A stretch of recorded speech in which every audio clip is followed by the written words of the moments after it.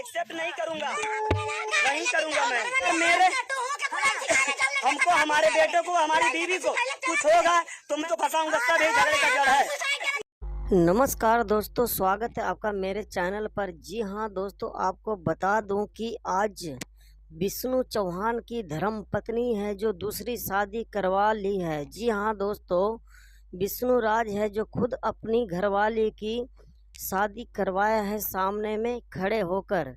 जी हाँ दोस्तों, आपको ये भी बता दूं कि मालती चौहान का है जो किसी और के साथ अफेयर चल रहा था, और ये बात है जो विष्णु राज को पता चल गया और उसने कहा कि जो मैं ऐसे घुट घुट करके रह रहा हूँ उससे बढ़िया है कि तुम दोनों शादी कर लो। जी हाँ दोस्तों, तभी है जो विष्णु चौहान अपनी धर्मपत्नी की शादी उसके प्रेमी से करवा दिया। जी हाँ दोस्तों, अगर आप मेरे चैनल पर नए हैं तो चैनल को सब्सक्राइब कर लें।